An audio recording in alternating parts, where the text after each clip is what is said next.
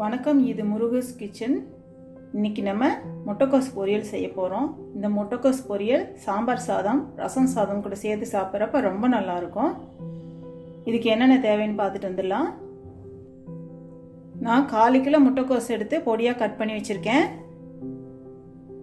கடுகுளுந்த பருப்பு 1 spoon, medium size வெங்காயம் நறுக்குனது 1, பச்சை மிளகாய் 2, கொஞ்சம் கருவேப்பிலை, 2 ஸ்பூன் பாசிப்பருப்பு எடுத்திருக்கேன். அது 10 நிமிஷம் ஊற வச்சு எடுத்திருக்கேன். அப்போ தான் பொரியல் கூட போடுறப்ப நல்லா வெந்துடும். தேங்காய் துருவல் 2 ஸ்பூன் எடுத்திருக்கேன். 1.5 ஸ்பூன் எண்ணெய் எடுத்திருக்கேன். தேவையான அளவு உப்பு. இப்போ இந்த கோஸ் பொரியல் எப்படி செய்யறதுன்னு பார்க்கலாம் வாங்க. எண்ணெய் ஊற்றிக்கிறேன்.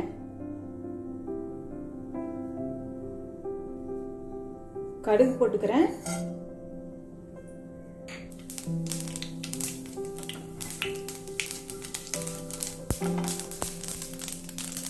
கடுகு நல்லா பொரிஞ்சிருச்சு. கருவேப்பிலை போட்டுக்கிறேன்.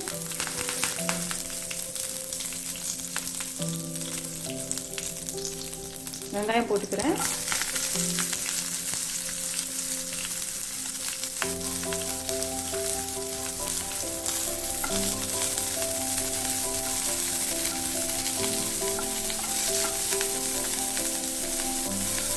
ஸ்டவ்வை மீடியமில் வச்சுக்கோங்க.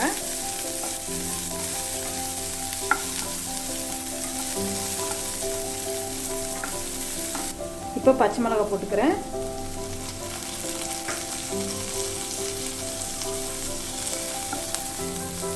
வெங்காயம் லைட்டாக வதங்கினோடனே பச்சை மிளகாய் போட்டுக்கோங்க.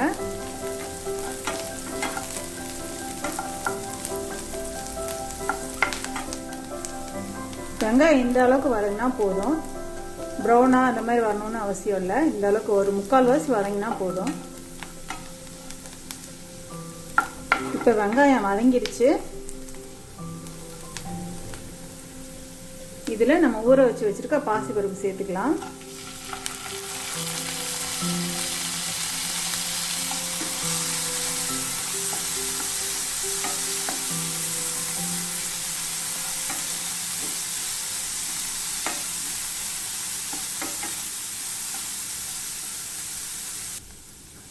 இப்போ உப்பு சேர்த்துக்கிறேன்.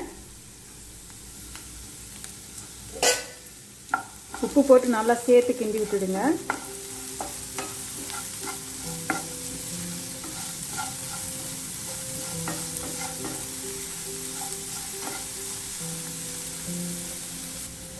இப்போ நம்ம நறுக்கி வச்சிருக்க கோஸை போட்டுக்கலாம்.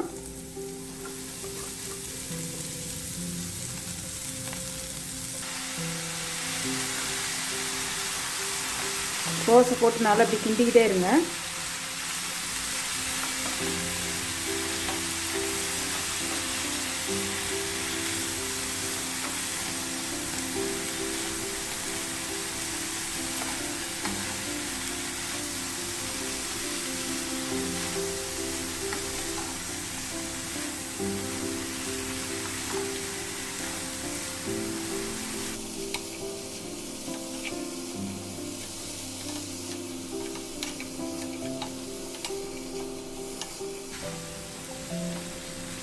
கோஸ் பொரியலுக்கு பாசிப்பருப்பு ஊற வச்சு போடுறதுனால நல்ல டேஸ்ட்டாக இருக்கும் கோஸ் பொரியல்.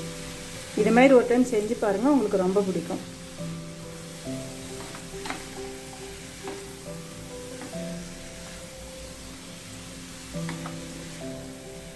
இது எல்லாத்தையும் நல்லா இப்படி சேர்த்து கிண்டி விட்டுட்டு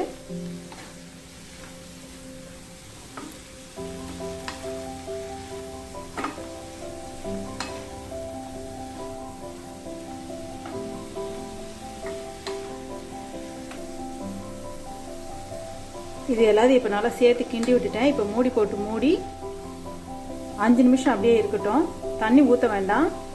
இதில் உள்ள கோஸில் உள்ள தண்ணியிலே அது வெந்துடும். தண்ணி ஊற்றிடாதீங்க. சிம்மிலே வச்சுருங்க ஸ்டவ்வை. 5 நிமிஷம் சிம்மிலே வச்சு வேக வச்சுருங்க. அப்பப்போ எடுத்துகிட்டு கிண்டி விட்டுக்கோங்க, கருகிடும் இல்லைன்னா.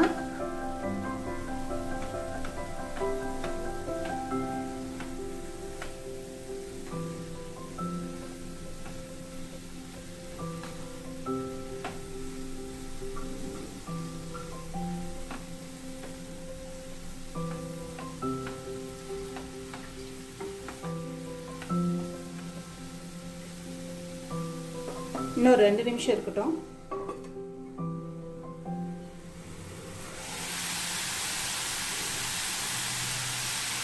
இப்போ கோஸ் நல்லா வெந்துருச்சு.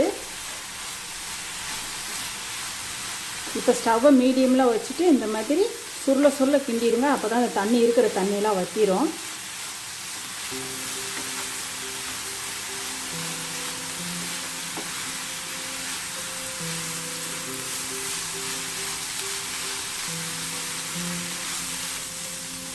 இந்த ஸ்டேஜில் நம்ம துருவி வச்சுருக்க தேங்காய் போட்டுடலாம்.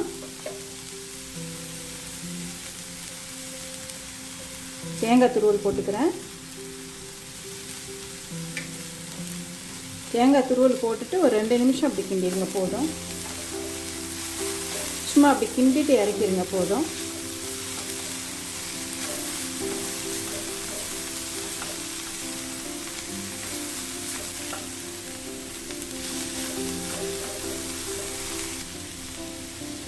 அவ்வளோதான், நம்மளோட முட்டைக்கோஸ் பொரியல் ரெடி ஆயிடுச்சு. அவ்வளவுதான், நம்மளோட கோஸ் பொரியல் ரெடி ஆயிடுச்சு.